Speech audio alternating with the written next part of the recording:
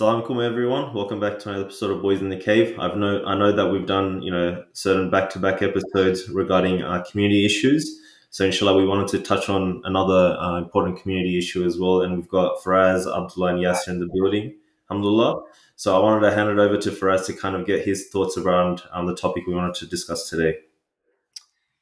جزاك الله خير تنزيم. السلام عليكم ورحمة الله وبركاته. بسم الله والصلاة والسلام على رسول الله وعلى آله وأصحابه أجمعين.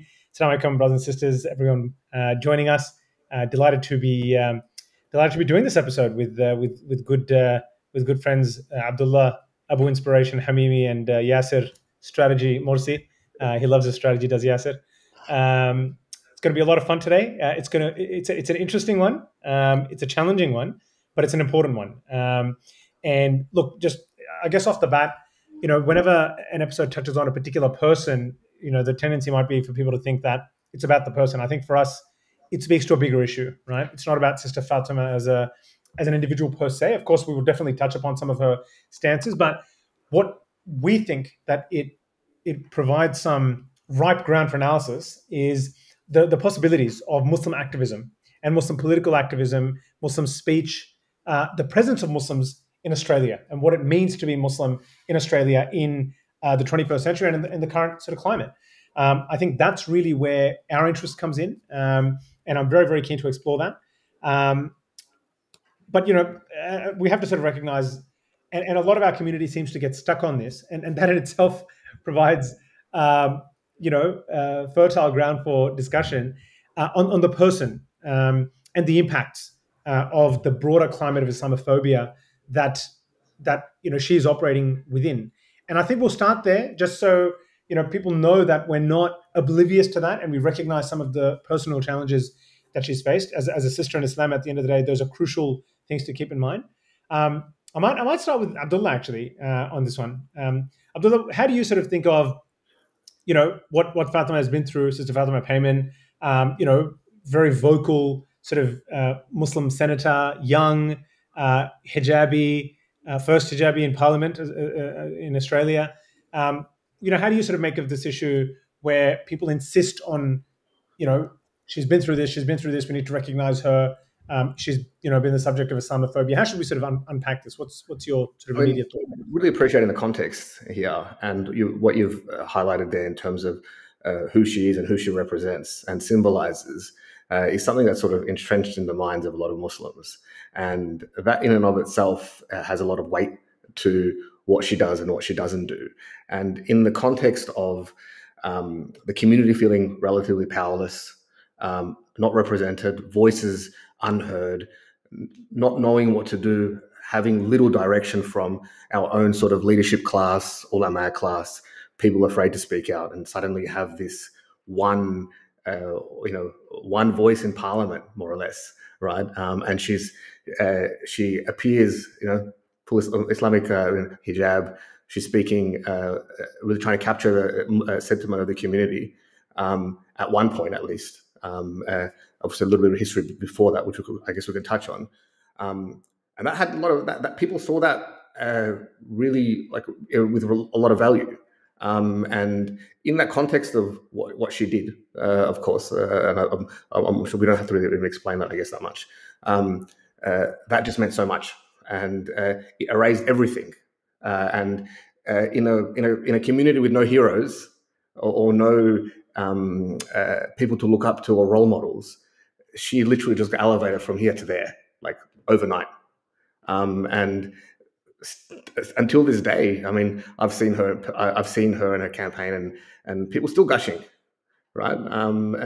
But sort of that context in and of itself, aspiring a Muslim to reach a particular level and achieve certain things and represent certain stances and voices, and suddenly we've got that. We've got that in the Senate. How it was given, that's a different question. That's a discussion on another point. But we've got that. And then suddenly she sort of sacrificed herself, or appeared to be so. And that martyrdom, or political martyrdom, that almost forgave all sins. Yes, and what do you think when things like personal attacks, very vindictive attacks from bogans and Islamophobes become commonplace. And it is a sister who's visibly Muslim, which you've spoken about a lot previously. Visibly Muslim, a symbol of Islam almost, is attacked personally. Her family is put in danger. How do you sort of reconcile the importance of political critique and analysis in that moment with the personal toll that it's taking on someone? Like, what's the immediate thought that comes to your mind? Yeah, it's a good question. Obviously, we have to be cautious of the way we navigate our discussions so we don't strengthen our opponents, community's opponents, strengthen the Islamophobe, but also adds to the stress that a Muslim political actor that is outwardly pro-Palestine and so forth. We have to be cautious, but at the same time, criticism in and of itself is not attacks. If you want to use that word, I believe in contests, and I think the word contest is probably a little bit better term to use than criticism, where we all have different lived experiences, different stages in our journey, and I'm a big believer that community conversations have to be able to carry those different positionalities. That's quote unquote what unity will look like, and I don't think you should shy away from it either, if it's done in a fair spirit and so forth. But yeah, so have to be cautious, but at the same time, these conversations, if we were to pause our intra-faith dialogues because of Islamophobes, we'd never get around to it, right? So that's a good point. My reflection on this is not so much whether she would care, because I think when you're in the hardened reality of politics, you tend not to. You just roll with the punches. You just have to, right? I mean, she's copying the stuff from far heavy hitters than our community. But what about the community itself? I mean, it's people within the community that will often do, the reacting to even episodes like this and say, "Oh, how dare you do this episode? It's, you're attacking a sister. It's the wrong time. We need to sort of, unite the ranks and all that sort of stuff." What are your thoughts on that? Like, how do you react to that sort of stuff?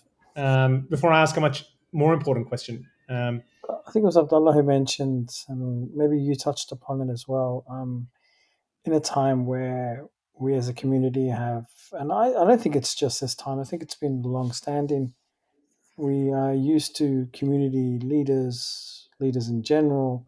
Maybe we've developed or inherited a mistrust we feel like we're expected to be betrayed or not represented, maybe. Especially at the political cast, globally, locally, and then somebody crosses the floor and becomes a hero for many, or a sign of bravery and courage. I think we're just desperate for that. We want somebody to be courageous, brave, sacrifice. So a lot of hope is invested into that now. All of my contests and criticisms about is the solution offered through democracy, but character-wise, I think a lot of Muslims, I don't know, I don't want to make broad psychological statements about who we are as a community because we're different. I just think hope is a rare thing. Admiration for leadership is a rare thing. Maybe we hold on to it too tightly. And but also she represents so many things that counter the stereotype for so many.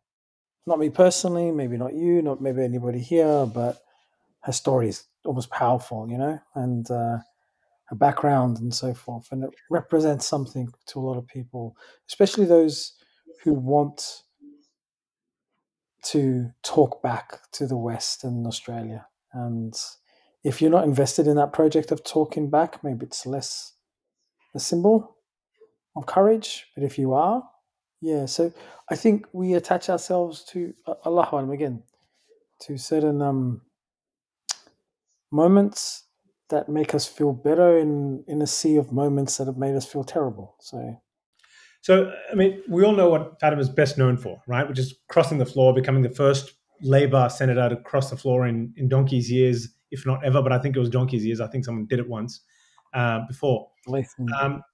But where I want to pick this up, because that is well known, right? Where I want to pick it up is the point that you sort of mentioned of what we invest in emotionally, right? In terms of what she has done. But what about what she did before that? And this is the bit that I feel there has never been really a reckoning with or an explanation of. And I think it's important to reflect on this because it tells us about the possibilities of operating within what so many are now advocating we operate within, right? So we've got obviously the Muslim vote groups, the Muslim vote and Muslim Votes Matters, Muslim Votes Matter. Sorry, we've got the Australian Voice Party with Fatima as sort of the poster child. What I'm referring to here, of course, is what had happened in her case in the 9 months before she did what she did. And what is our sort of take on that? And maybe Abdullah, if you can quickly just touch upon, how do you as an individual in the community, sort of like an influential member of the community, attached to important institutions and such, how do you sort of see that? Like, what does it spell for you as a reasonably politically informed individual that it took this long for it to happen? What's your sort of broad reading of it? I felt the community, or certain segments of the community, I think it's probably most of it, they sought to interpret it in the way that they wanted it to come out as, or to understand it as, and I think there was a total misreading of that whole experience of what happened, and as opposed to understanding the limitations of of representation and the system and how things can operate. We took it as this is some sort of mark of heroism and success. And when that side of the conversation was totally erased, and it still has been, people are unwilling to even sort of consider that chapter of it for some reason. And it sort of bewildered me a lot, actually, because that's how when I saw it, that's how I sort of interpreted it. And then, but yeah, Yassir, Faraz, what did you think about it? Yeah, I mean, Yassir, I was going to ask, how do you think people are reading it? How are people interpreting it? Like, what's their explanation? What's the best interpretation that you've seen, or best explanation, if we were to steelman this, as to why it took her that time? What was she waiting for? Well, I don't know. I mean, maybe a backstory to it, and maybe there was internal discussions with key members of Labour. I've read a little bits and pieces of a discussion with Penny Wong, and I don't know. Look, let me work backwards here. I saw her speak at an iftar that I attended, and she gave her own reasons for why she crossed the floor and so forth, why she joined Labour and so forth. And one line struck me. And this is the moment where I'm going to open myself up and be susceptible to the criticism of being too critical. Yeah, yeah. Right. This is where I'm not going to be strategic. She said something along the lines of, it was kind of like Labour had let her down. She thought it was the party that advocated human rights, and enough was enough. She couldn't take it anymore. So it felt like she was saying she had finally got to a point where her disillusionment had hit a particular, and there was nowhere else to go, and that was it. And the line that struck me was the initial faith she had in Labour. See, when I hear people wanting to punish Labour, I get confused. I don't know what that means. I don't think we can have it both ways. And what I mean by both ways is you can't say things like the conflict didn't start on October the 7th. It's been going on for 75 years, right? You can't say things like that and also say that we have to punish Labour for being complicit in genocide.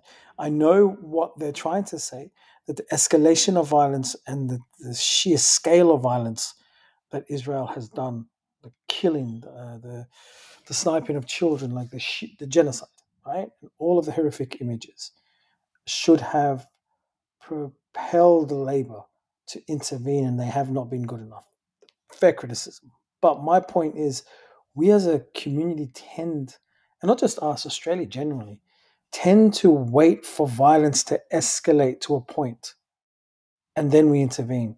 Anybody who's known about Palestine, the Liberal parties, Labour, the Australian state, have known about the contours of this conflict, the occupation, and how long, and in the way that occupation has been brutal. So if you didn't know that and still joined Labour Party, that for me is like a question mark about your political education in regards to Palestine. So that line was like they were supposed to be the party of human rights. I mean, there's been a long commitment to Zionism for many Labour PMs, right? And so that line made me feel that I don't know why the Liberal Party has been centered here, right? I don't know why this is it's kind of like a breakup story with the Labour Party, and I found that to be a common condition in the way we interpret violence. We're always looking for a bad actor, somebody who's let us down and so forth, and rather than historical, structural readings. So yeah, why it took us so long? There's many reasons. My contest, my criticism would be, why'd you join the Labour Party? That's me though, right? Like, so that would be where I begin. Why are Muslims invested in political parties if their concern is Palestine? Like, but different people have different answers to that. Yeah, no, I think it is very much an elephant in the room. That question hasn't been answered. And I mean, like, again, if you were to just sort of give it the best interpretation and say, so look, it was October 7, which was a real lightning rod. It re-enlivened the issue, right? And it forced us all to confront things that we had perhaps, considered secondary or let sort of drift into the background. And that was the case for her, as with many other people.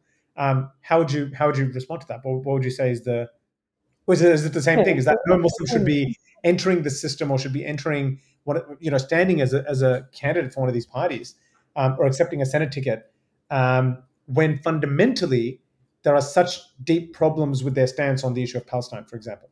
Yeah, I'll go back to, I'm not blaming the community for this. This is generally across the board. We get involved in cycles of, we get involved and react and protest and bring attention when the violence escalates to a point where we can't look away, right? So October the 7th has to happen, and then look, let me be blunt. Like the community discourse prior to October the 7th was all about LGBTQ and safe spaces at schools and let's vote Liberal, basically, because we don't want the Greens to be in power, right? I don't know if it was the same in New South Wales, but it was, whatever. Okay, maybe not the point of the conversation, but if you're waiting for a rupture of violence, then you haven't read violence well. It takes a lot of slow burning, ongoing violence to happen in the background before October the 7th. And that's what I mean. You can't have it both ways. Like anybody who's kept an eye on Palestine would have known this. Like anybody who's kept an eye on... Now, yes, I appreciate that the violence after October 7 is almost unprecedented. Yeah, I appreciate that. But if you were a pro-Palestinian activist, understood the history of Australia's support for Israel and Zionism, your red line would have been drawn well before all of that, right? Like any party, Liberal, Labour, any party. And so for me, it's almost like, it's going to sound terrible, right? It's almost like October 7 is the starting point for many people's awakening over Palestine. And that for me is it is what it is. I understand it. Again, I appreciate that we have been subjected to, even though we're not the first victims. Obviously, our brothers and sisters in Palestine and Gaza are the first victims. We've been subjected to witnessing horrific violence. But if the reaction comes the day after genocide, then it's a reaction too late, right? And that speaks to not just the Muslim community, but by and large, the international community's treatment of Palestine. We forget them until we can't forget them. And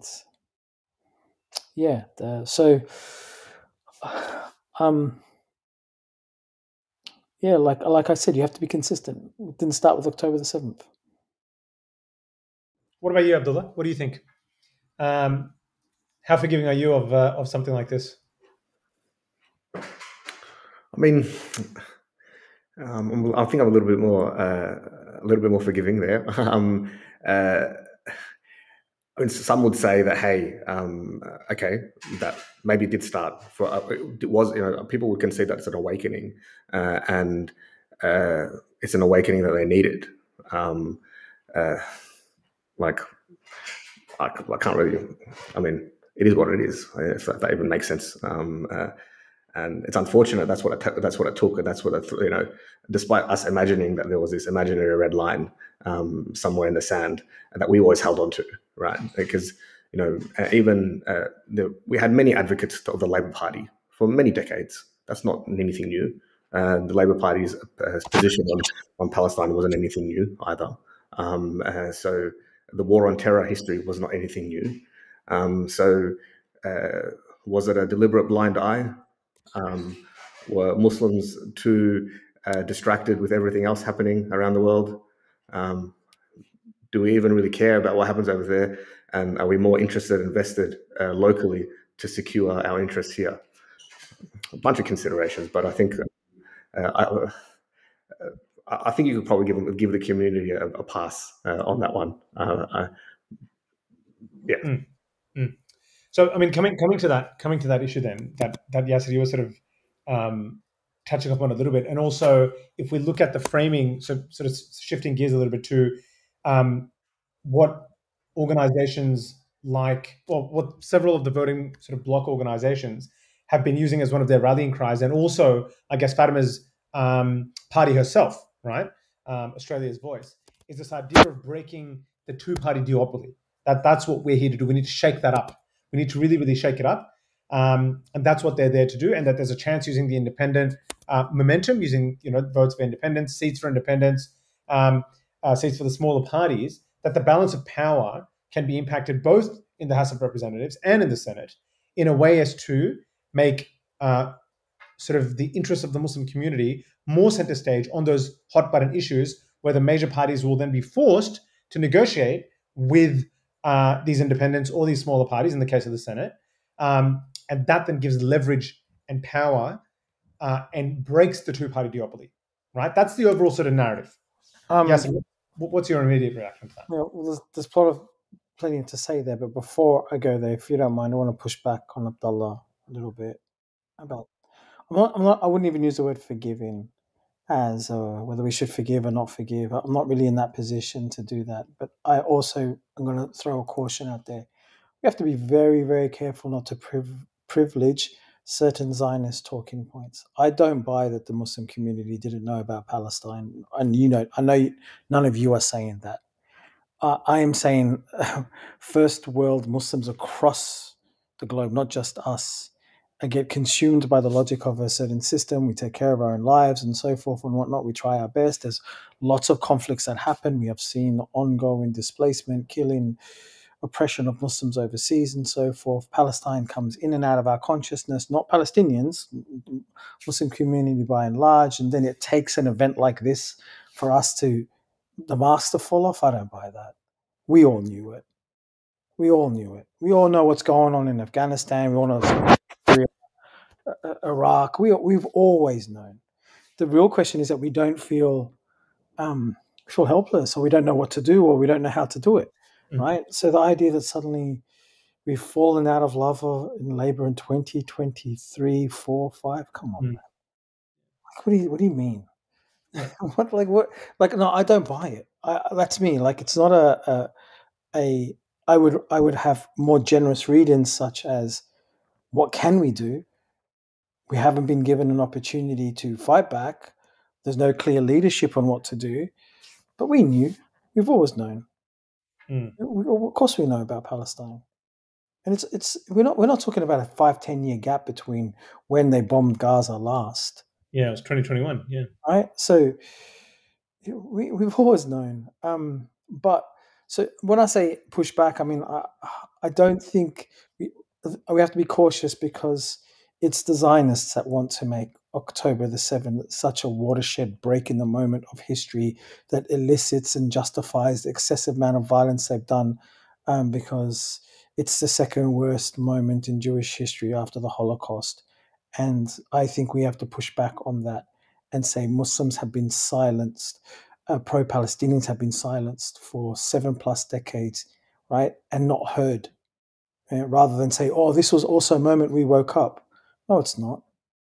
It's simply not. We have to be careful. I mean, I don't know about the community by and large. I just know we've always known about Palestine, right? And I think I agree. Yeah. So when this is the moment that you need to cross the floor, then okay, all right. Maybe the sheer level of violence is what pushed you there. But my point about the 9 months, and here's a question to you. This is the point where it gets a little bit controversial for me.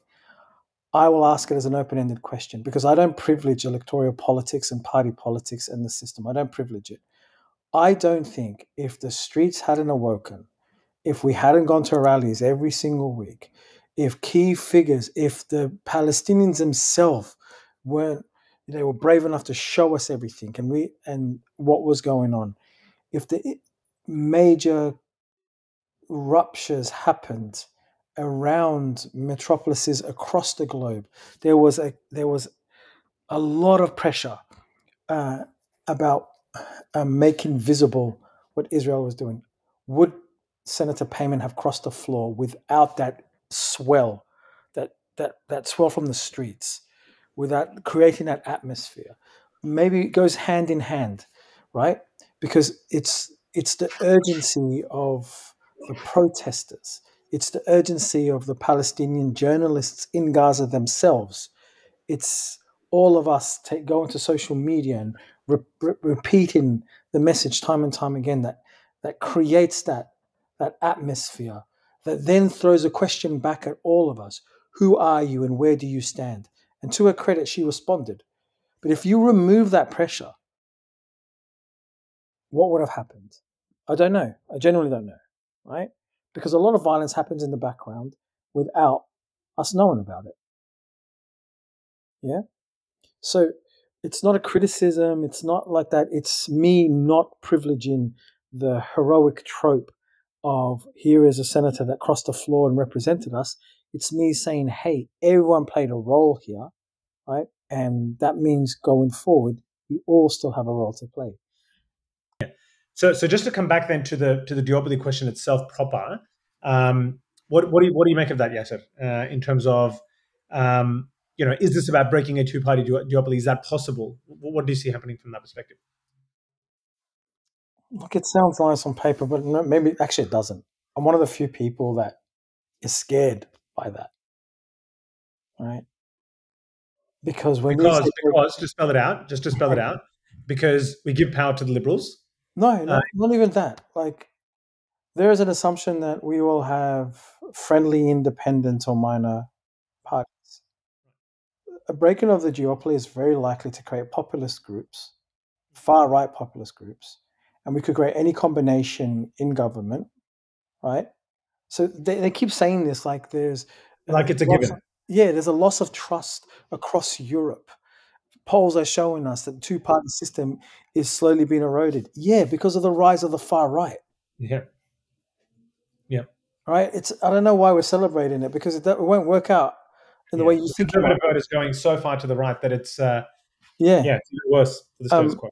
So it's something with caution. It's not like, if we break up the two-party system, we might be breaking up a central form of governance and unleashing a populist form, which could be far, far worse for all minorities, Muslims included, than you think.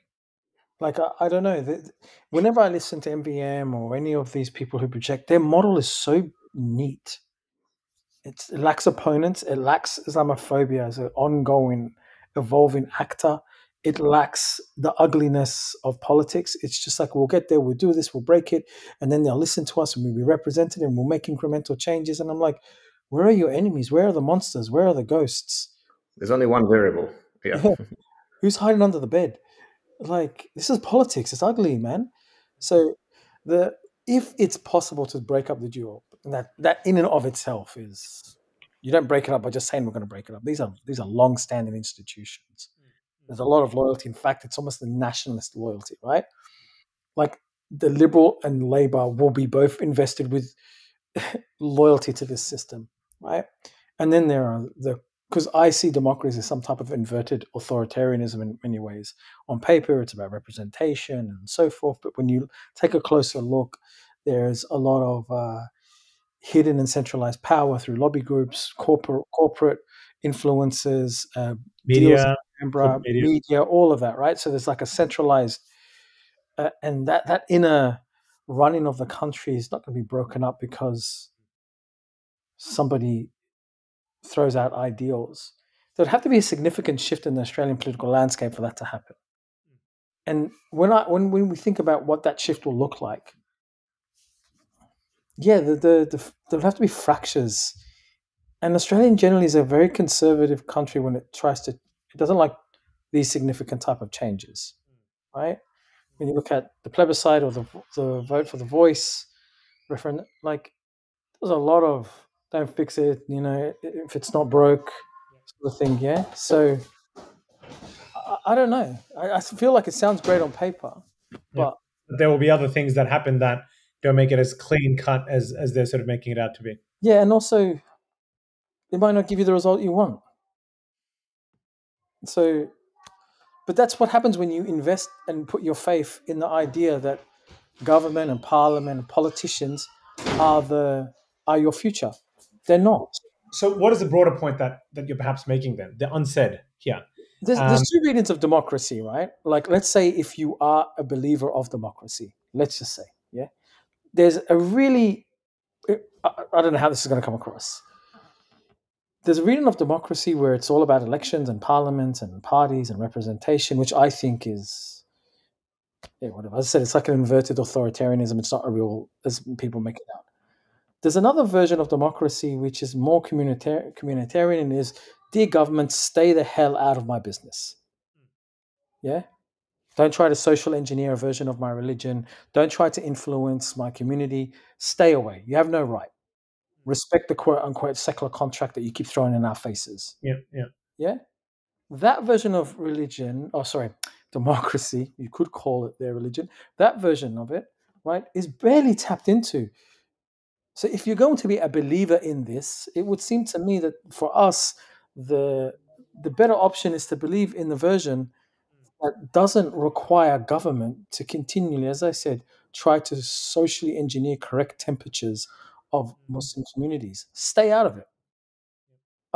Then you can vote for what you want. You can vote on national interest, on HEX issues or housing shortages, whatever. Yeah, a national Australian citizen thing. But when it comes to Muslims and the community and all that, stay out. Stay away. You have no right to be there. Don't come to the steps of my mosque. You want anti-Islamophobia legislation? I don't even want that. I want anti-hate, anti-racist legislation. I don't want an anti-Semitism envoy. I don't want an Islamophobia envoy. None of that. It's not your business. Because the moment you let government get involved in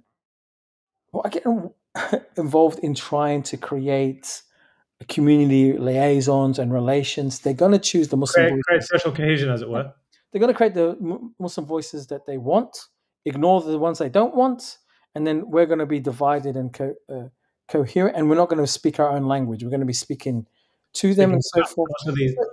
So even if you believe in democracy, it's like, why did you choose elections and and members. Just get any member of parliament, back the one that's least harmful for you, and move on. What's this? Well, okay. So let's dig into that, right? Why do we do that?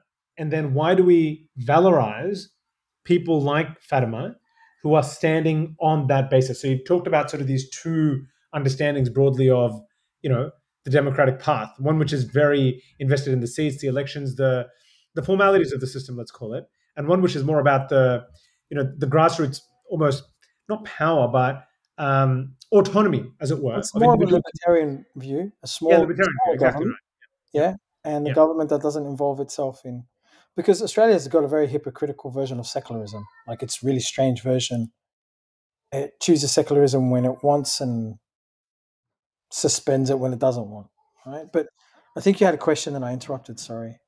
No, I was just saying. So why do people choose to go down that path, that democratic path, as opposed to the latter one? Why are Muslims doing that? Why are we so obsessed with that? And then, sort of connected to that, why have we therefore chosen, and it's one and the same question in my view, chosen someone who has, from within that system, performed some sort of a protest? So why are we valorizing her so much? Why has she turned into this year? What is psychologically going on? That's a big question. I don't know. Like, I'm going to throw theories. I don't want to speak as if they're facts. These are patterns. These are patterns. And I'm keen also to just get some of those, right? Like, what are our hunches as to what's going on in the psyche of our people? And Abdullah, I want you very much to step in here in a moment as well. But Yassir, we'll start with you. Okay, like, I'm not going to say it's statements. I'm going to open it as questions, because I'm also haven't definitively answered this. It beggars belief to me. I get confused sometimes why we're asking for more governance after how much of our community has been scrutinized, turned into a security threat.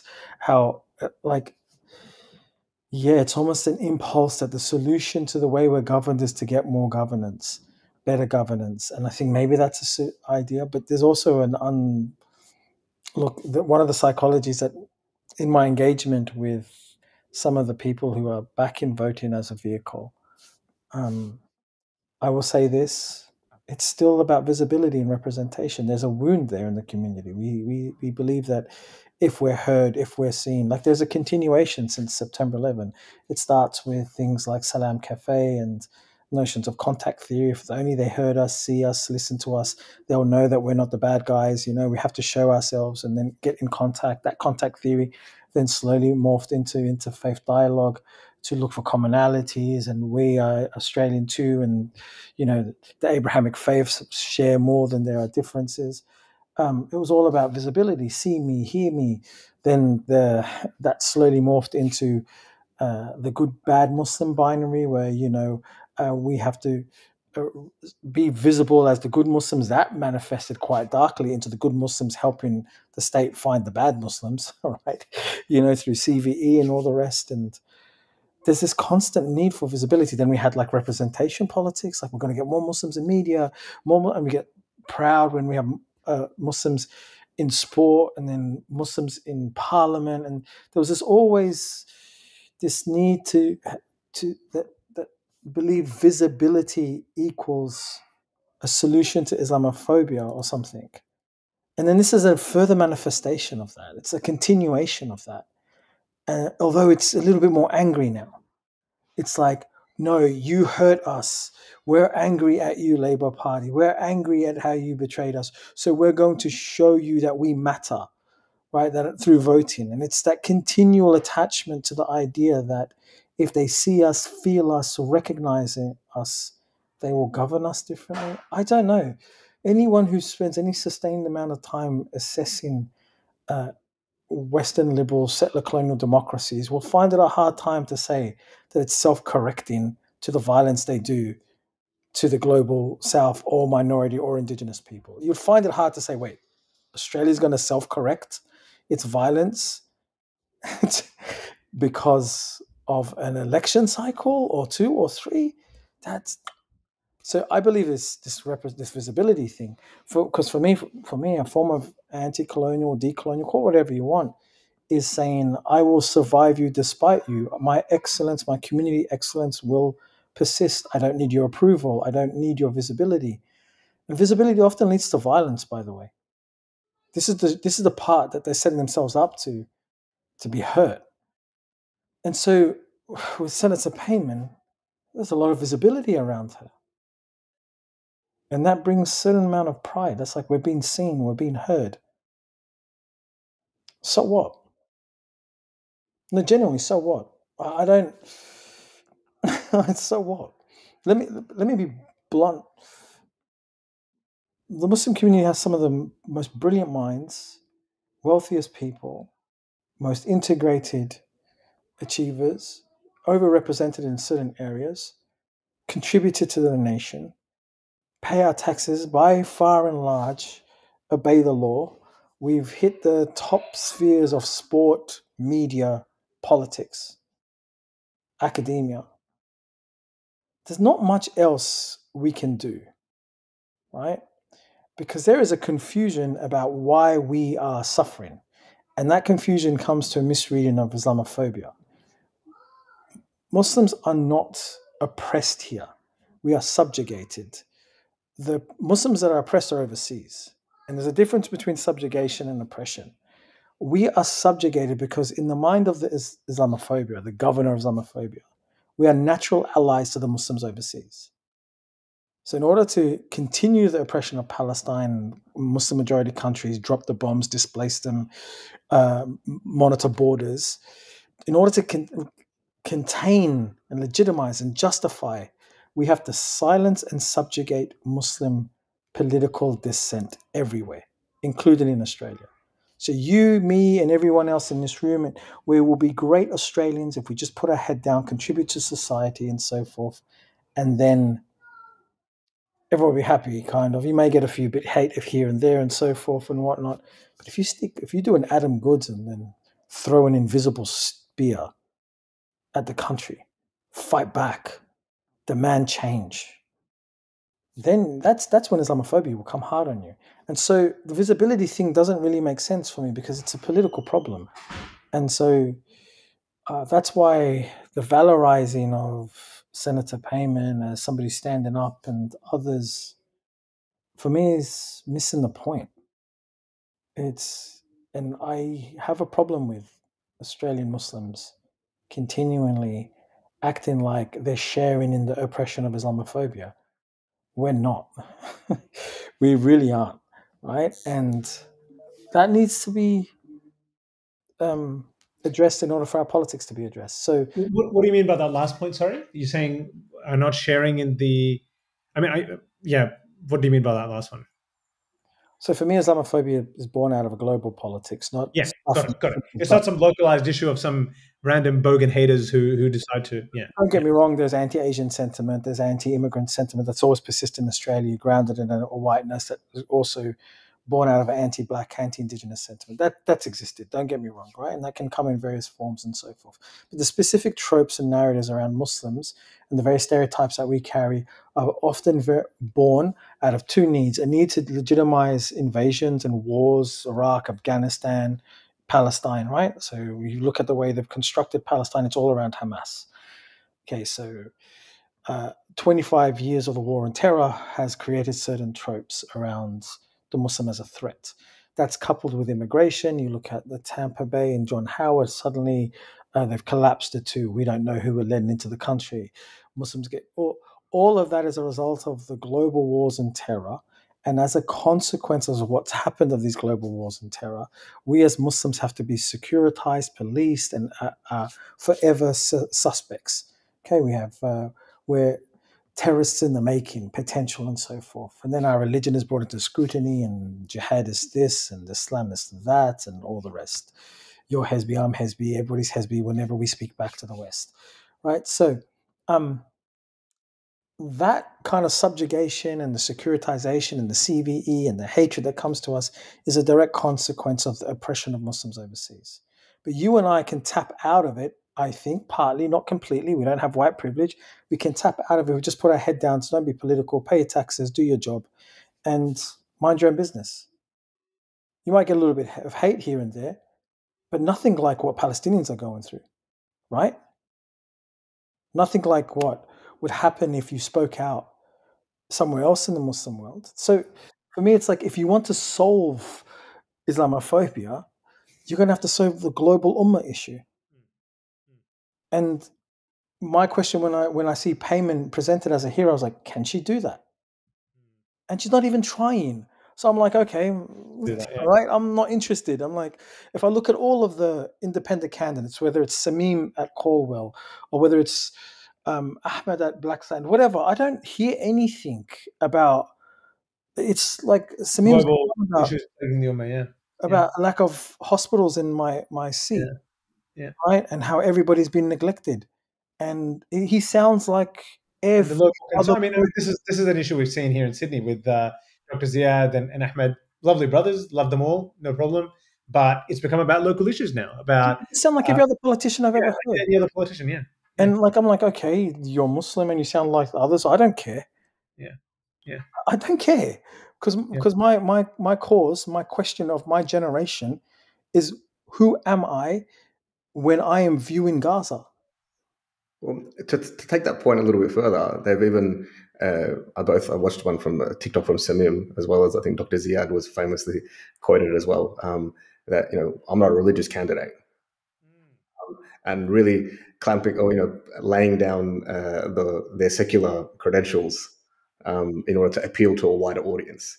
Only you have to strip that Muslim identity off you in order to. They're talking about one-state solutions, man. And two-state solutions in certain cases.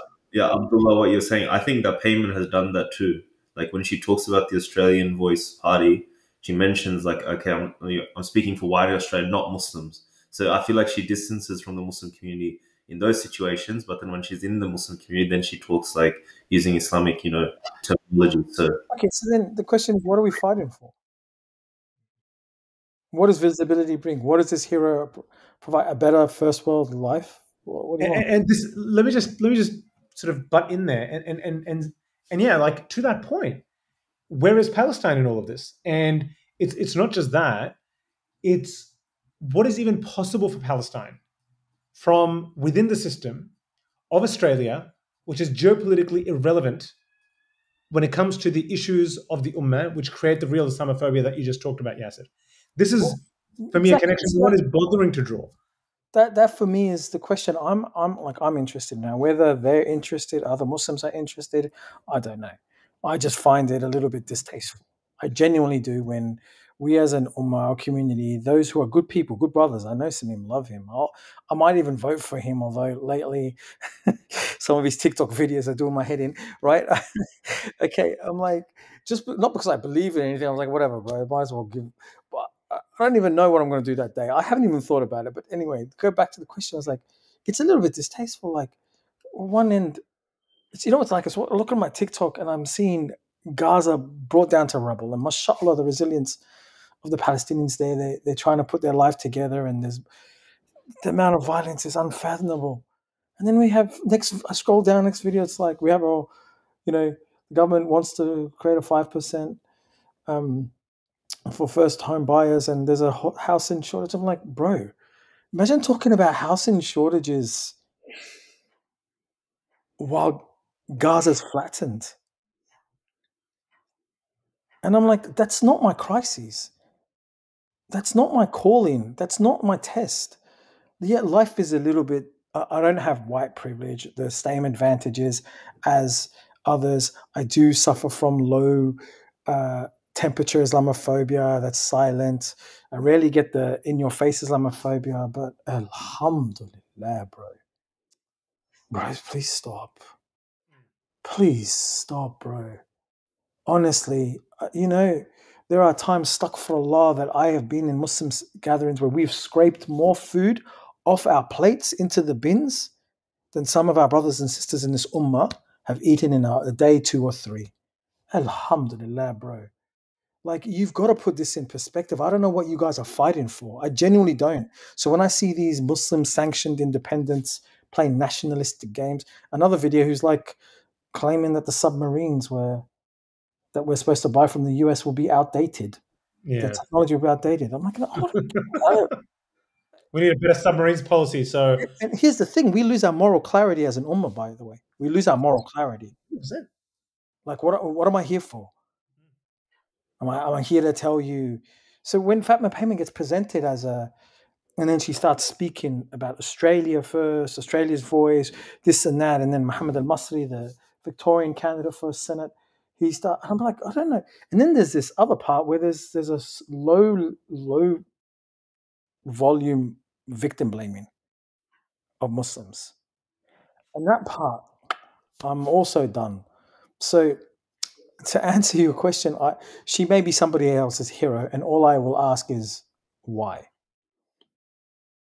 If bringing up Palestine in and of itself, to answer your question, is heroic, then let me tell you, the Greens are doing it. Possibly more effectively. Yeah. And even some of these independents. Non-Muslims are doing it. I see Mehreen Farouqi from the Greens in New South Wales far more vocal than Ahmed Auf or Dr. Ziad. Australian Jews are doing it. Build a coalition, build an allyship. This idea that we have to get into parliament with a Muslim candidate who will represent our interests. Come on, man. Like, Abdullah, you're very much at the coalface of the community in regards to many of these sort of issues. What's your sort of hunch of why are we valorizing someone like Fatima? Like, what is going on in the Muslim psyche more so? I'm asking for communal psychoanalysis, perhaps.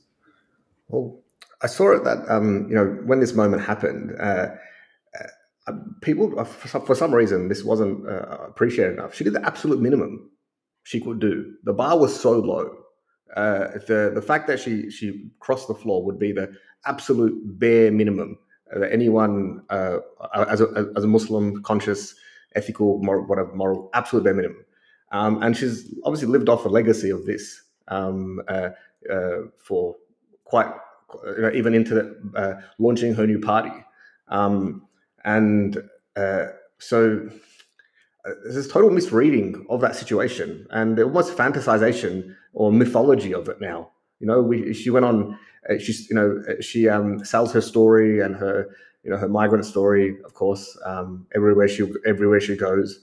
And went on one path, went on, I think did something with ABC. And I think, she really squeezed the juice, or what is it? Kevin Rudd said, a fair shake of the sauce bottle. And continuing to do that. The community is yearning for some guidance, for someone to stand up and there's that remembrance, that memory is still in there, almost as though like we need more Fatima Paymans in Parliament, right? So, yeah. Can I just add, if your politics is grounded in trying to make Australia great again, or trying to make Australia great for you, I get that she's your hero. Okay. I don't think it will work. But if you have a different perspective, and this is where I think we need to push back with more moral clarity. Our great question of our time, your generation now, after what we've witnessed for 19 months, is Palestine. That's it. Like, there are Palestine works as a paradigm in the sense because it brings so many variables together. Yes, we've seen the destruction of Syria and the rise again of Syria. We've seen what's happened in Iraq, Afghanistan. We can go to China. We can go to other parts of the world. We've seen it all. But this is the part I don't get. Like, if you want to make Australia a better place for yourself, okay, maybe then I can squint my eyes and say, I get why you like this representation. But then I push back. What are they doing for me, the biggest question of our generation? Like, when I say it's a question, I don't want to overspeak here. Guys, like, subhanAllah, man. This is not just a political question. It's genuinely an existential one. Like, who are we to allow this? Who are we? Like, the first question is, where are the Arab countries? Where is the ummah? Where is the Muslim world? And then it brings so much out in us. And if you're not prioritizing that question, let me just ask a hypothetical, because we often do this comparison with Jewish communities. Do you think that a Jewish candidate, not that they need to do this or anything like that, would walk around and start talking about climate change? They'll be centering anti-Semitism, man. They'll be centering how the government's not doing enough to protect Jews from the hatred of the Sunday protests, possibly, without creating caricatures, right? If we take a Zionist, typical talking points. Like, why are you guys talking about infrastructure? Well, and if that's the case, okay. But then we get to push back and ask, I'm not interested. Why are you interested? I'm not interested in Australia voice trying to make Australia better. I'm interested in what you can do, in any one of you. The school teacher, the the chef, the doctor, the lawyer, the engineer, the banker, every single one of you, the unemployed. I'm asking all of you as an ummah, what are we doing for Palestine? I'm not interested in anything else. And if your solution is that we're going to speak in parliament, then show me it works. And on top of all of that, you have to code your, like, this is another example of a lack of faith I have in this process. Before you even get to parliament, you've coded your language. Before you even get there, you've diluted the message. What are you going to do when you're there, if you get there? So for me, I'm like, all right, man. Here's a question. I don't want a hospital in my region, bro. Like, I've got a hospital 23 k's down the road. Relax. Yeah. Yeah. And so it's like somewhere along the line, the supposedly animating feature of all of this, the reason why this is all happening, has been so lost at the altar of what it needs to get to that position that we are now completely sort of pulls apart in terms of where the original intention was and where we are, right? Maybe it wasn't the original, like, bro. That's right. And that's where the, I hate to say it, but is there a dishonesty here, right? Now, I don't think people like Ahmed Auf, Dr. Ziad, etc., would be running for parliament were it not for Gaza. I can't see it happening. They're good people. They're busy people. They've got enough on their place. So I do think it's an animating feature. But then that raises a question: at what cost, right? What is the price that you have to pay to do these? I don't even know what you would call them. Hygiene factors. What would you even call this? That's going on. Gaming the system, playing the system, which then raises an inherent question about what is possible. And I think that's the broader inquiry for me, right? Is what is possible. And Yassir, I want you to sort of address this, and maybe Abdullah, actually start with you. There's this argument that's made from people, at least it's something. At least it's going to move the needle a little bit. At least it'll put it on the agenda. At least it will show solidarity. At least it will, if these people get elected or get even close, it'll send a message that we're saying no to these parties. We're pushing back, right? That's our show of solidarity for Gaza, that we made an impact for Gaza locally through the political system with all its flaws, blah, blah, blah, blah, blah. But we did it, and it sent a message. And this is like a common narrative or thesis that we hear. Abdullah, what's your reaction to that? I mean, do you really think they're blind to the weekly protests? Do you really think they're blind to the worldwide outrage? Do you think they don't know? Why are they suppressing his voice? They know exactly the position. They know exactly what, they're just assumption that these politicians are dumb, stupid. They might appear that way at times, but they know exactly what's happening on the ground and the voice on the ground. And it just doesn't compute. Sorry, just doesn't make sense at all. That suddenly we have to tell. I mean, and it's not like the voice hasn't been heard. I mean, I don't mean the voice in terms of the party, but like there are politicians who are, for example, the members of the Greens and anyone else, right? It has been heard in those chambers. I mean, Lydia Thorpe has done some crazy stuff, right? If I'm exactly. So I was like, I mean, and we've seen the limitations of that and how far it can get. Yeah, it can cause a bit of a ruckus, a little bit of noise. But if that was a Muslim representing that, you would hear Hamas supporter, terrorism sympathizer. It would have been drowned in so much Islamophobia that you're fighting a different fight now. But I think it really comes from a position of naivety and willful ignorance. Like, you're just not willing to admit that they actually, they know this and they're holding that position. It's not a cognitive dissonance. They know what they're doing. This is actually that raises an important question. So, Yassir, what's your response to what Abdullah just said in terms of they know? I want to say something about this, but I want to see what you think. Politicians know. Yeah, the system knows. So when Muslims are saying we're doing this to send a sign, to send a message, Abdullah is saying they know. They're not oblivious to it. Wait, No, I just clocked something. Wait, hang on a second. Wait, do certain sections of our community believe? Yes, they do. They believe that it's about sending a message. Will at least it's something. It's better than nothing, even if you don't think it's going to lead to some manifest But they know victory. that they know that Australia knows it's a genocide, right? I guess that's what Israel Abdullah said. knows, bro. America knows. Yeah. Everyone knows. It's just whether you. No, Is it not? Is it not for me? It's completely the wrong word, but I think I'm just trying to use it to make a point. Is it not the beauty of the system, quote unquote, that all this can happen, all these protests can happen, all of this can happen, and the international infrastructure and architecture is there to allow it to continue to happen, despite all of that. yeah, but yes, I mean, liberalism has a capacity to absorb, and capitalism does too, certain forms of violence against itself, truth against itself, and still function, still motor on.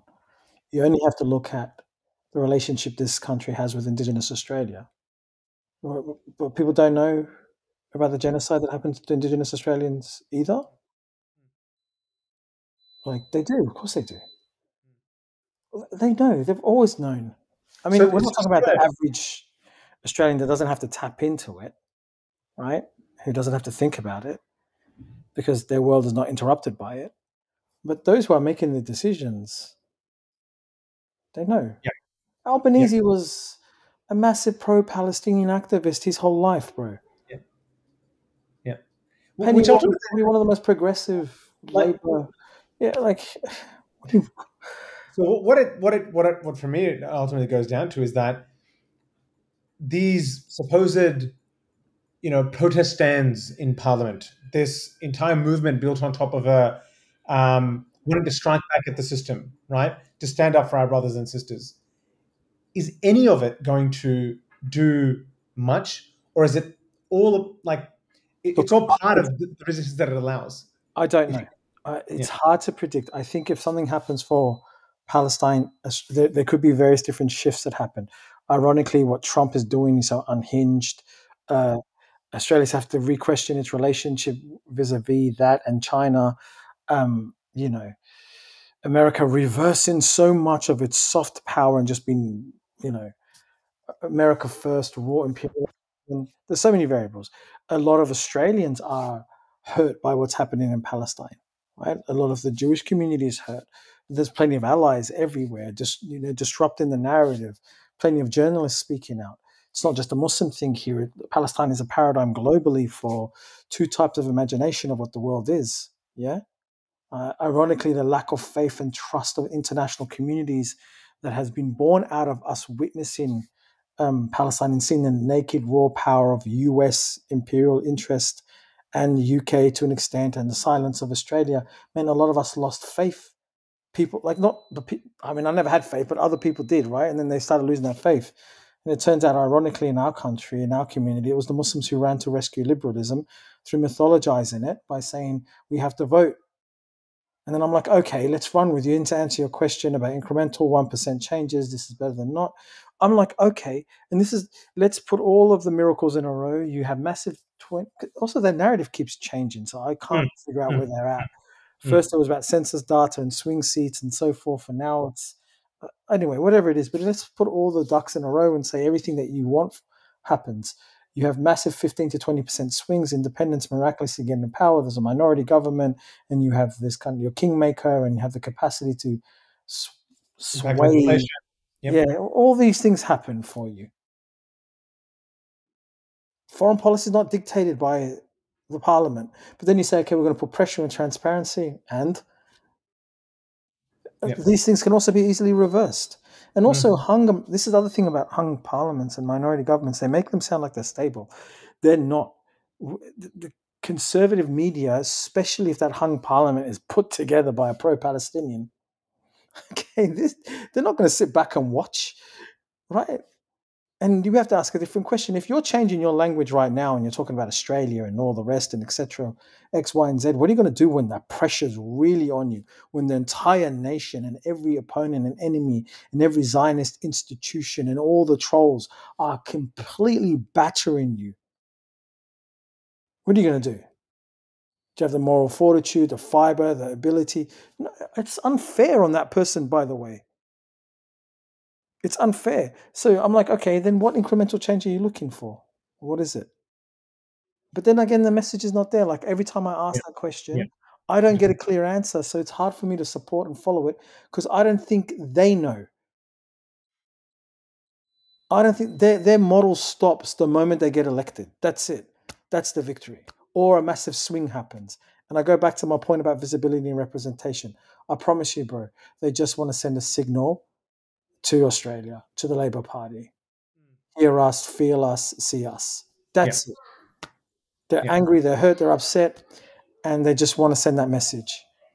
And at the end of the day, is that what it is? At the core of it, is that what? Well, I can't get an answer beyond that.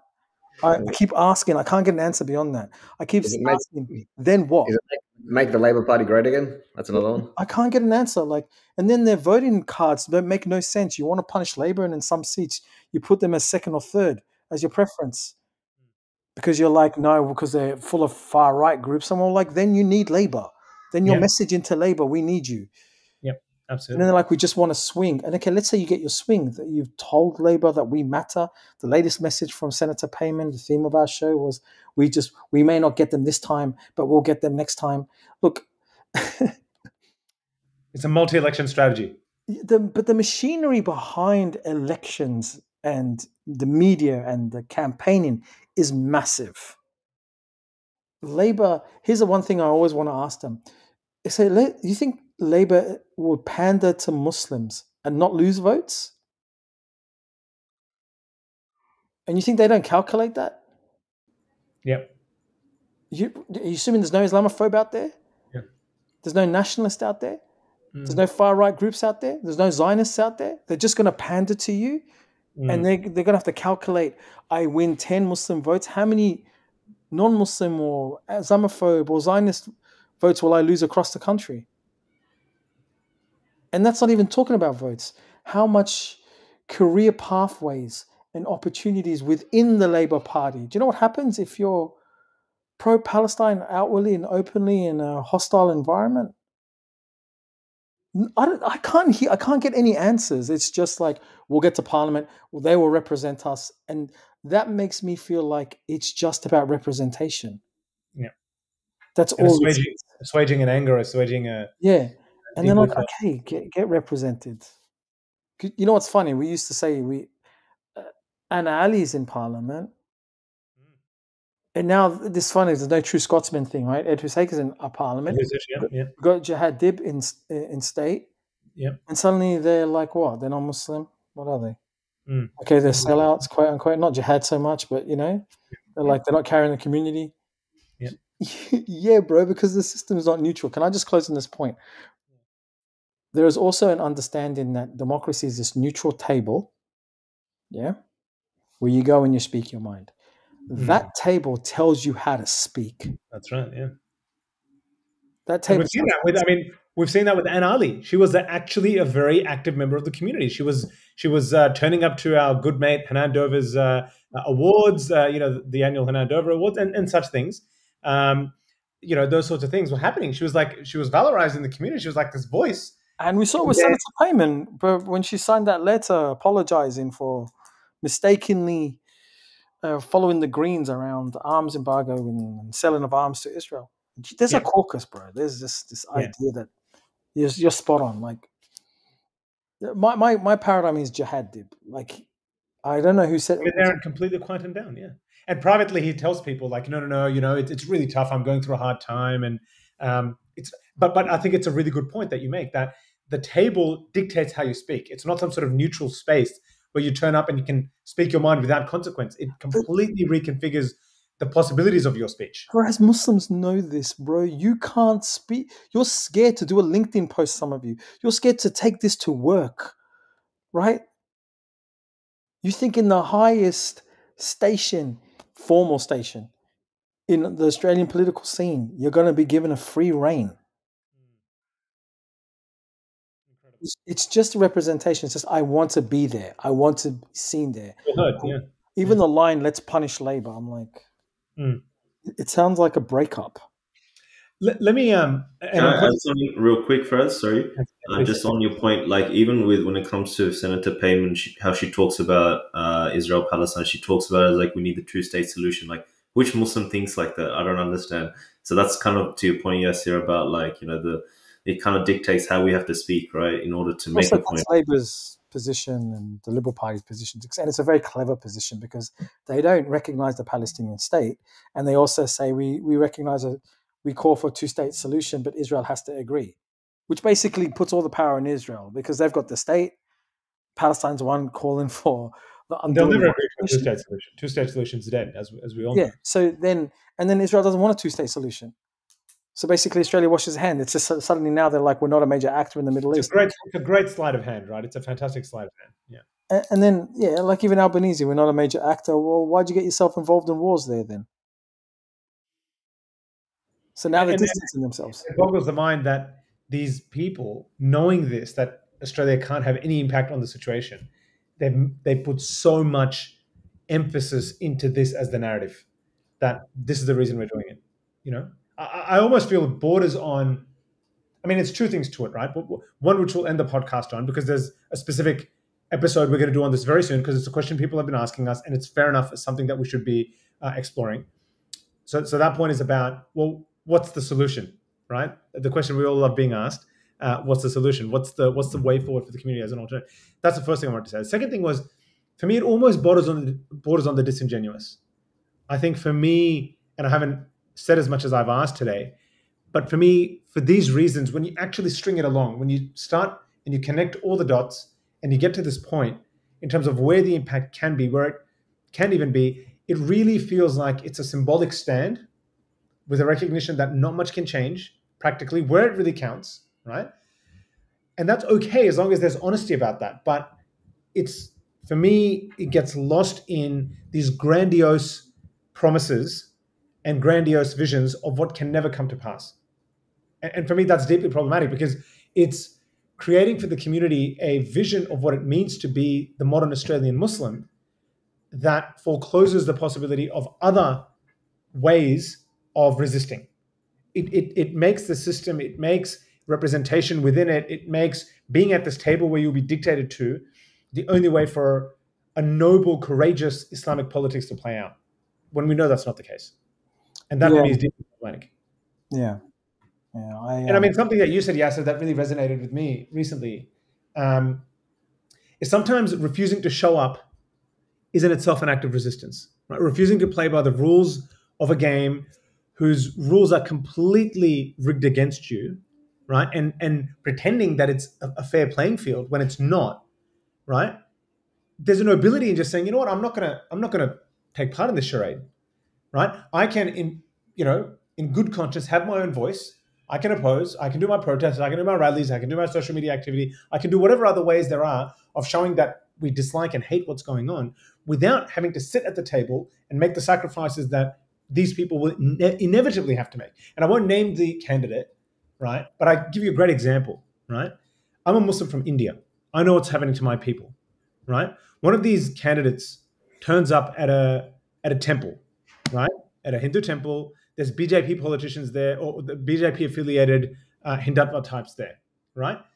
That, as an Indian Muslim, is insulting, right? When you consider what's happening to 270 million Muslims of that country. It's a small example, but it's a good one. But you have to play those games locally to keep your Hindu, or Hindutva, I should say, not Hindu, Hindutva, BJP ideologue, anti-Muslim ideologues almost happy or content because of the game of representation and assuaging certain people that you have to play, right? And that's a good example. Like, you're going to have to play by these rules. So in the service of something which you can't even get to, there's no direct connection for you to impact that, you're having to make all these compromises, and you don't end up having that impact anyway. So it's such a high price to pay. In a world where there are alternative pathways, But that's for another time. What's your thoughts on that? Yassir and Abdullah as well, for that matter. Abdullah, do you want to start? Have my mic off. I totally echo what Faraz says on there. I really don't impart much more from that. The fact that it does close off any political imagination, that anything else could be done, and that there's no politics beyond this version of it, beyond the ballot box, beyond the parliament, and there's no imagination at all, any possibility, and tying yourself down to that okay, this system is here, we have to do something, and we have to just try our best, right? And at the same time, holding the same position, knowing, I mean, discussions I've had with people, that some of them do appear to know the limitations of the system. But then, there was a speaker who spoke at one of the protests, and he banged on about how the system is corrupt and the system enabled this and this and that, and then he finishes off with, "All right, let's punish him at the ballot box." And I'm sort of scratching my head, like I was waiting for the the pinnacle of this speech to come, and it just sort of flopped. That's pure ideology. That's how ideology works. We have a misunderstanding, I think. There's different contests around what ideology means. So a lot of things, ideology is what I preserve in my thinking. If you notice about liberal society, it's a beautiful and magical trick. Everybody thinks they're not tricked by government. Doesn't matter what group you're in. It doesn't matter. Like, you could be, let's say, a white nationalist. You think immigrants are taking over and the government has pandered to migration and is overly woke. I'm not going to be tricked by government. Racialized minorities think it's a white supremacy. Yeah. Some think it's a patriarchy. Some think it's pandering to feminism too much. It doesn't matter. Liberalism does this thing where it allows you to believe what you think, and the way you think that you are somehow free is that you recognize that the politician who kisses the baby is trying to buy your vote. The media is lying to you. It's sensationalizing you. Everybody's a critic, almost borderline conspiracy theory when it comes to vaccination because we don't trust power. The banks are ripping us off. Everyone has these ideas, right? But guess what? We still open up a bank account. We still consume the media. We still vote because that's ideology. Ideology here will tell you, act like you don't believe, right? But behave. And that's the best way to feel like you're free. And isn't I mean, get your comments on this, Yassir. Can you extrapolate that or extend that to the international sort of manifestation of liberalism in the rules-based order and international law and all that sort of stuff? When we have these things like the ICJ case and so forth happening, and people think that they're resisting and they're protesting, and there's resolutions being passed at the United Nations. But for me, just the incredible beauty, as I said. Sorry to interrupt. Yeah, all of these institutions, ultimately, from a realist perspective, was like, well, how will it bypass or curtail U.S. hegemony or power? So the courts, they actually said it out loud. The courts weren't designed to police Israel and the U.S. Exactly right. They weren't put into there. U.S. aid was a soft form of power to ultimately create U.S. hegemony and influence in spheres and so forth. Now they're like, we don't need it. We're just going to be raw and imperialist in our ambition and so forth, whatever. So there was always this suspicion that these institutions functioned and worked insofar as much as that they couldn't hold power accountable. They could punch downwards more than they could punch upwards, right? And we saw that, and it not like a lot of us saw it, but now the whole world saw it, right? And then there was horror. There's attempts to rescue it and so forth. But then this is the thing, as I don't know, I don't want to slip into, because I feel it's not my domain. I don't want to make an error, right? May Allah forgive me. End of the day, man, it's a test. You just stand your ground, bro. I'm not going to lose my moral clarity. I'm not going to defend a liberal democratic order that's done more damage to Muslim societies than any other political system in my imagination. The discursive regimes of democracy, secularism, liberalism have divided my home countries, and elites have used it to suppress any mass movement, be it Islamist, be it pan-Arab, whatever. Like, these democracies are bombed. Like, what one of the famous lines is, Israel's the only liberal democracy in the Middle East. Now, for the neutral ear, that sounds like a compliment, right? Liberal democracies are some of the most violent states that have ever existed. Like, you know, I don't know what, it never has this reflection of itself. Like you've got too cozy relationship with colonialism, right? Too cozy relationship with invasion, too cozy relationship with restructuring entire nations, propping up dictators, denouncing and denying people's freedom out of your material interests. Come on, man. Like, and then I'm going to come out and normalize, legitimize that system. Then we've got Muslims who should have trauma running through their veins, who understand that these words have been used and weaponized against us, interrogated. Instead, they become the solution for us, a solution for Palestine, a solution for the world. I'm like, interrogate these things and ask if they're real. Treat it as if it's another aqidah. Treat it as if it's another deen. Treat it like that. And then ask yourself, has this false world view about freedom been implemented properly? Has it? And if it has, then I put my hands down. But then I look at the world and said, hang on, this is 20 in my lifetime, 25 years, and if I was older, it would be 50, of uninterrupted bombs on Muslim countries. Well, why are they going to Afghanistan? Wasn't it to create democracy? Same as Iraq. Why did IMF, World Bank do all the things they want to do, restructure around human rights? Who's violating human rights now? It's a similar thing writ large to what we see here. And that's what we're all sort of trapped within the clutches of in some ways, right? I'm conscious of time, and I want to bring it back a little bit to something that we I guess need to turn this discussion into. There's a couple of more questions that we had, but I think we might leave them because it's been a very rich discussion as it is, a very, very deep one and a very good one. Maybe one question actually before we go to sort of talking about what we're going to do next, but that is these sorts of conversations, Yassir, and it sort of brings us back to where we started.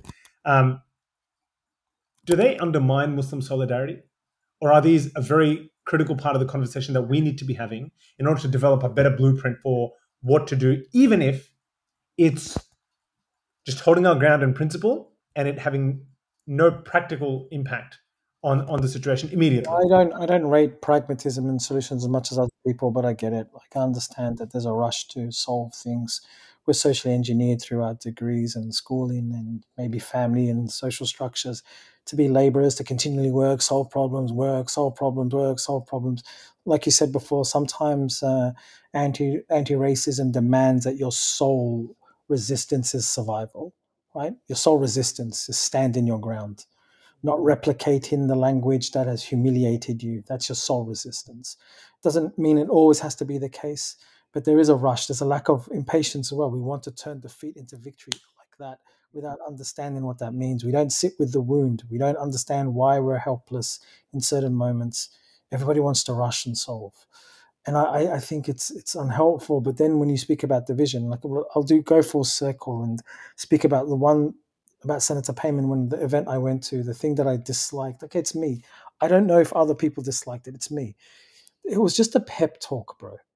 And I really dislike platitudes and we can do it. Yes, you. I really dislike that because it erases. It's kind of like they treat the world as if it's a Disney movie. It's Moana, and you're just going to go out there and find the heart of Tafiti if you've got the willpower, right? There are real obstacles, man. There are real obstacles. And if you're going to come out there and try to mobilize the youth, the least you could do is educate them about those obstacles, what they look like, how and if they can be navigated. But the moment you do that, you become a defeatist. And this is the destruction of an imagination that we have. I've got this figure in my head called the primal or the prototype terrorist. They're not terrorists, but they share ontological or characteristics with the terrorist. And all of us, when we resist democracy as the solution, we share these features of this prototype terrorist. Have you not noticed? Where we don't want to work with anything, we exit the system, we don't believe in it, right? We offer no solution, it's just destruction, it's just criticisms, we're just this death drive. We just want to pull things apart. We want to blow things up, right? Bro, I'm not doing that, man. I've spent 20 years as a political theorist. I'm just giving you a roadmap to racial political obstacles that get in the way. And that's when you close down voices like ours and others in the community, when they resist democracy, ignore the trauma that comes with that. When you close that down, you have to ask, well, Are we going to be able to create a native grammar that speaks to our lived experience? And you know what? They won't win. Here's the thing. I promise you, bro, it won't happen. They will go into the system and it will hit them and then they'll retreat. That's what's going to happen. It will, and the thing is, it will take maybe 5, 10, 15 years for some people. Bang, hit them. Do you know how many times, forgive me, this is not arrogance, I promise you, I'm not trying. Do you know how many times people of all stations and values in every industry that I've spoken to have come back to me maybe 5, 6, 7 years later and said, now I know what you're talking about. I wasn't ready to hear it. Yep. Right? I'm not out there to destroy anything. Me personally, I'm not. I'm saying the cliches, this pep talk that you're giving us is worked on the assumption, and this is why I dislike it, that there's something deficient in Muslims. We lack inspiration, we lack thinking, we lack motivation. And if you listen to MVM, one of the worst parts about it, Muslims are asleep, it's time to wake up, don't let them take advantage of us, da, da, da, da, da. I'm like, come on, man, this is victim blaming. Yeah. And the other thing is, this is what I love. I'm going to close on this point. I know you're cautious of time. I don't know why Muslim leaders are telling us, don't let Labour take advantage of you. Like, they've taken us for granted. Yeah, I mean, it's not us they took us for, it's you who they took for granted. It's not us. And this is the thing, like, there's this, like, we told you, there were voices in our community from day one, bro. Not just me. There were voices in our community warned against all of this. And now they're like, they took you for granted, and they still don't listen to these voices. So to answer your question about, I actually forgot your question because I went on a bit of a rant. I'm a bit of a proto-terrorist, yeah? Yeah, no, I mean, yeah, I mean, does it rupture Muslim solidarity? And I guess it does, and it needs to. It needs to, because it's important questions that won't be answered otherwise, and people will go off on this wild goose chase without ever keeping the bigger picture in mind. And I guess the one thing that sort of ties into to what I want to close on is, people will. I mean, Abdulah Hamimi, maybe you can. I think we're going to upset a lot of people if we get you to do the figurine impersonation. Show me the solution. Show me the solution. Show me the solution. Almost like a parrot, yeah? What's the solution? What's the solution? So the What's the Solution figurine, which has gone viral and been bought by many people in our community, even though it doesn't exist. Not a single physical edition has been produced, but everyone seems to have one somehow. Or many people anyway, because they're asking that question. That is what we will turn our minds to next time, inshallah. Yeah, can I just, before you close, bro, because I didn't answer your question, I wanted to, if you don't mind. Yeah, sure. On division. Yeah. One of the things is an assumption of a Muslim bloc that does not exist. We have to construct a political language that speaks to lived experience, contest, and disputes within the community. And one of the things Palestine did was give us a stabilizing unity, because it became the factor that united us, transcended all of our differences. We collectively said, no, free Palestine. That was a moment that could have been used to build a people based on an issue that's now disintegrating, and we're seeing it. And it's disintegrating because there are fractures in our community to exist, that already exist. And major parties like Labour will use those fractures. You're already seeing the Reefy types pop up. You're already seeing people throw millions of dollars around it. You're already seeing us debating them debating us, and so forth, because we're speaking through the value of democracy rather than speaking through liberating Palestine, what that looks like. We've taken something that was uniting us and we're now replaced it with something that is logically going to divide us. And there's also religious positions against democracy and voting, right? And none of that was taken into consideration. And again, it's almost borders on the disingenuous to then turn around and talk about division and unity and closing the ranks. Like, I find it very hard to take that seriously. Yeah, so divisions will occur and those fractures will occur, and the power will exploit those fractures. They will exploit it. And they're not going to sit there, okay, you don't like us, we'll put a few million there, and then they're going to think that's a victory, that we got, I don't know, a better gym somewhere. I don't know. Yeah. Like, there's a lot to be said about that. And I guess it raises that question that I was mentioning, which is, how do we build a different type of political consciousness and potentially a vision for the community for what political activism may look like? And this is a very important question, which we want to explore in another episode in a couple of days, and we'll do that and release it, inshallah. That's a big one because it delves into practical possibilities and ways forward on some of these issues. So I'm really looking forward to that one. I'm really looking forward to exploring that. Abdullah, I want to definitely have, we want to tap some of your thinking around that one. I mean, you've led some pretty storied community institutions when it comes to, building independent ways to exist and to thrive, quite frankly, that sit outside of having to appeal to fundings and pandering to politicians and all that sort of stuff. And I really want to tap into the PGCC experience. I think it'd be quite a rich conversation. And I think I'll also endeavor to get that figure in time. Definitely. They're making it in China as we speak.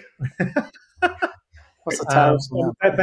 Thank God for capitalism in that case, right? Otherwise, it'll take decades to get to us. No, actually, as a politician, I'll endeavor to bring the production here locally in my seat of Bruce. You want to make Bruce great again.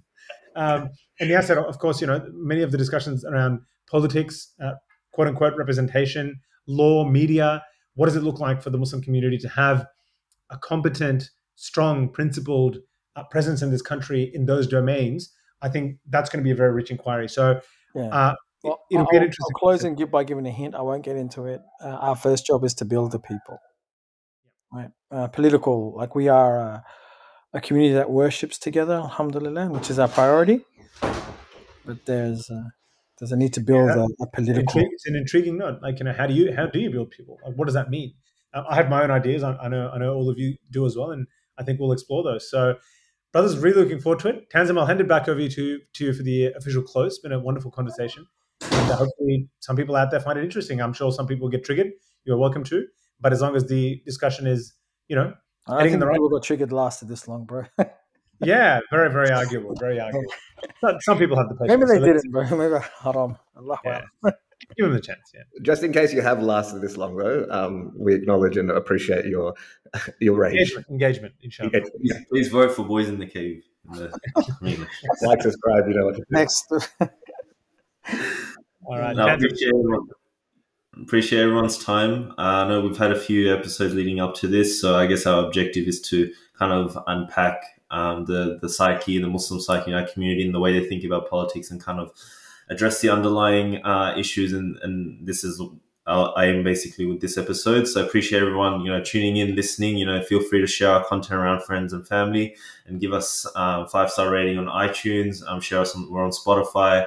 Subscribe to our YouTube channel, inshallah. So from our special guests, so we have Faraz, Abdulah Hamimi, and Yassir. Wish you all the best. This is Tanzim signing off. Assalamu alaikum. Alaikum salam.